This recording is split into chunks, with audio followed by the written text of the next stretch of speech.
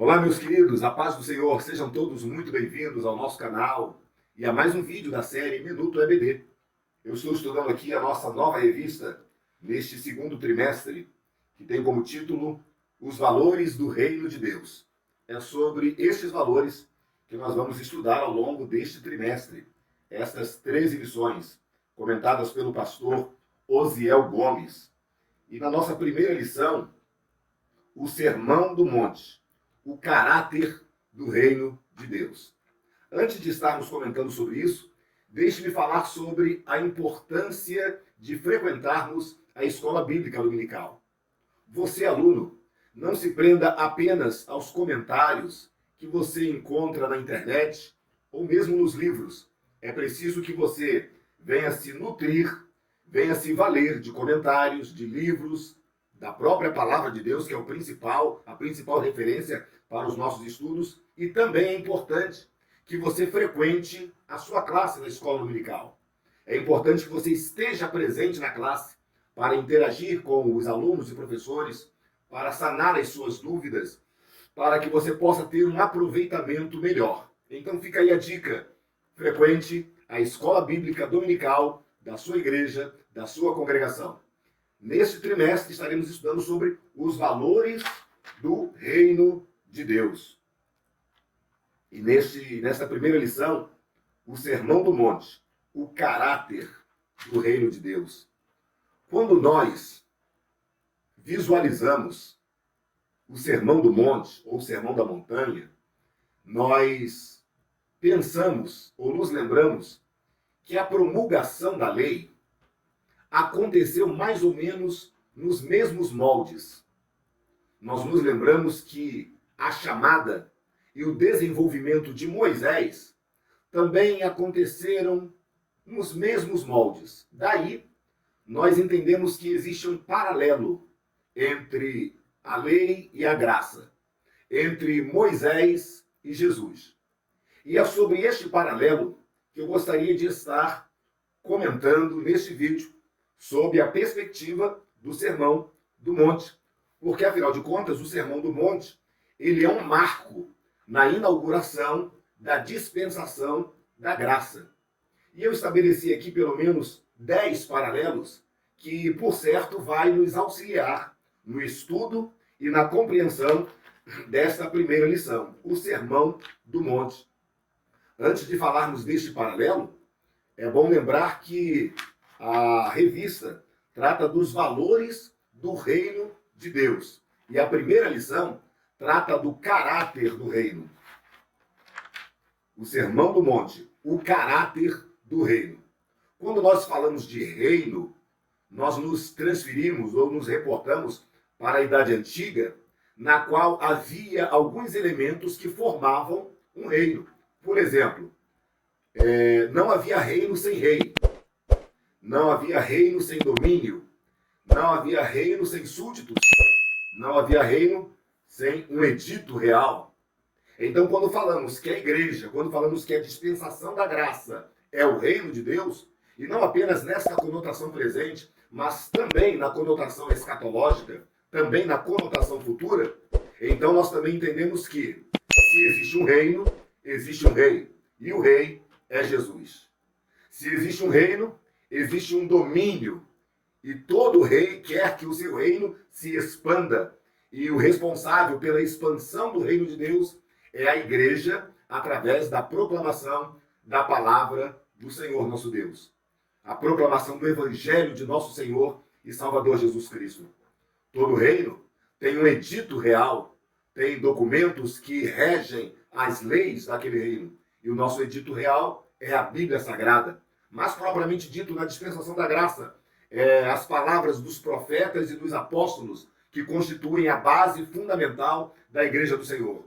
Haja visto que os apóstolos, eles retransmitiram as doutrinas de Cristo Jesus. Então, o nosso edito real é a palavra de Deus.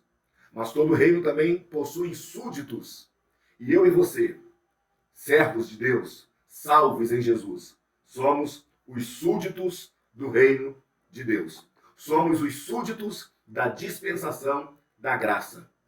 Porém, todos os súditos possuem um perfil Você não é qualquer um, você não é um plebeu, você pertence à classe dos magnatas, você pertence à classe da realeza. E como pertencente à classe da realeza espiritual, você e eu devemos possuir um perfil.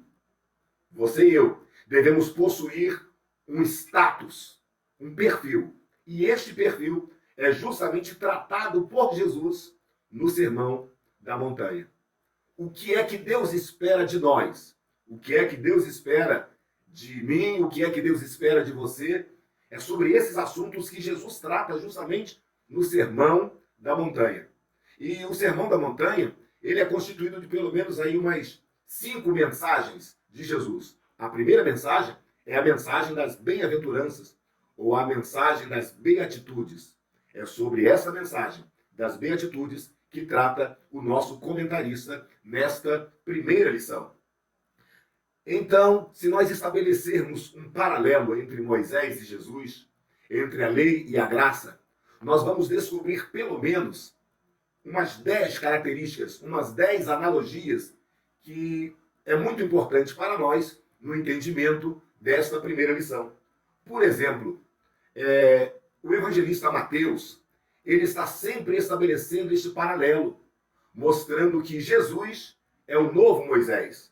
Não o novo no sentido de uma comparação ínfima, no ponto de vista humano, no plano humano, não. Apenas no ponto de vista da promulgação da lei e da promulgação da graça.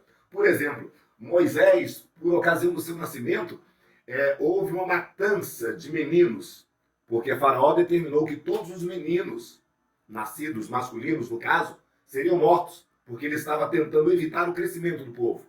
Por ocasião do nascimento de Jesus, aconteceu a mesma coisa. Ele determinou que na cidade de Belém, todos os meninos nascidos até um certo tempo fossem mortos. Eis aí então o primeiro paralelo entre Moisés e Jesus. Um segundo paralelo. Moisés foi escondido durante 6 meses para não ser percebido pelos guardas de Faraó, pelos guardas egípcios. Jesus também, a Bíblia diz que, ou melhor, dos 12 aos 30 anos, existe um apagão, existe um hiato acerca da vida e do ministério de Jesus, mesmo porque Jesus só começou o seu ministério a partir dos 30 anos. Então existe também esta segunda comparação. Deixa-me falar de uma terceira comparação. Moisés, ele passou 40 anos no deserto, sendo moldado, lapidado, forjado, preparado por Deus para posteriormente exercer um grande ministério, que seria a libertação do povo de Israel. Jesus passou 40 dias no deserto para também ali no deserto ser moldado por Deus enquanto homem para também poder exercer o seu ministério. Moisés, ele escolheu Arão, seu irmão, para ser o seu interlocutor.